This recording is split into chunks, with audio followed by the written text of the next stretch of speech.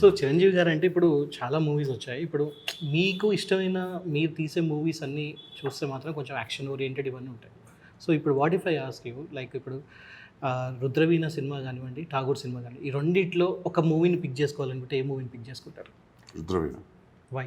ఒకప్పుడు అడిగితే 'ఠాగూర్' అని చెప్తాను. ఇప్పుడు కొంచెం మెచ్యూరిటీ వచ్చిన తర్వాత 'రుద్రవీణ' అనిపిస్తుంది. అంటే ఏం నచ్చిందంటారు ఆ మూవీలో మీకు బేసిక్ అంటే అంటే మెచ్యూరిటీ వచ్చాక మీకు? ఆయన యాక్టింగ్ పర్ఫార్మెన్స్, ఆ ఊరి కోసం చేసే కాజ్ అదంతా, ప్లస్ ఊరి కోసం కాజ్ చేసి దాన్ని పెద్ద మామూలుగా ఏదో మెసేజ్ లాగా కాకుండా చాలా సట్టలుగా ఉంటుంది సినిమా. ఆ పాటలు, ఆయన బిహేవియర్, ఆయన యాక్టింగ్ అదంతా. అది రిలీజ్ అయినప్పుడు 'ఠాగూర్' నచ్చింది, కానీ ఇప్పుడు చూస్తే 'రుద్రవీణ' నచ్చింది. ఇప్పుడు చూస్తే 'రుద్రవీణ' నచ్చింది. ఓకే. రీసెంట్ టైంలో మీకు బాగా నచ్చిన చిరంజీవి గారి movies? 'Manashankara Varaprasad'. Yeah exactly, I was waiting for that. అంటే చిరంజీవి గారు అంటే మనకి ఒకటి action, dance, grace, at the same comedy timings ఇన్ని ఉంటాయి.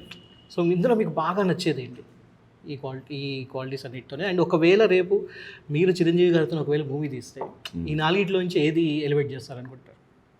నాకు కూడా తెలియదు, కానీ చేయాలని ఉంది. అట్లా ఏది అనుకుంటే అవ్వదు, అది ఫ్లోలో చూడాలి అది.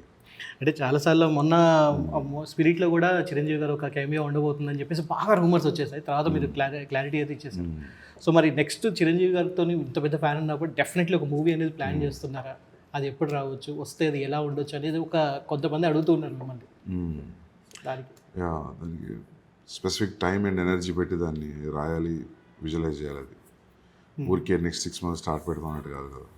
నాకు చేయాలని ఉంది, మనస్ఫూర్తి చేయాలని ఉంది. అంటే ఇంతకుముందు ఎప్పుడు అనుకోలేదు అంటే చిరంజీవి గారితో మూవీ చేస్తే ఇలాంటి స్టోరీ అనుకోవాలి? అంటే నేను ఫిల్మ్ స్కూల్ అయిపోయి వచ్చారు, చిరంజీవి గారు పాలిటిక్స్లో ఉన్నారు. ఓకే.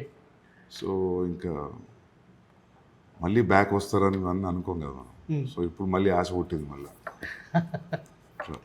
ఇన్ కేస్ అంటే మీరు ఎప్పుడైనా కూడా స్ట్రైట్ మూవీసే తీస్తారు, కానీ జస్ట్ ఇన్ కేస్ చిరంజీవి గారిది ఒక బెస్ట్ ఓజీ మూవీ ఒకటి తీసుకుని దాన్ని ఒకవేళ రామ్ చరణ్తో రీమేక్ చేయాలి అనుకుంటే మీరు ఏ మూవీ సెలెక్ట్ చేసుకుంటారు?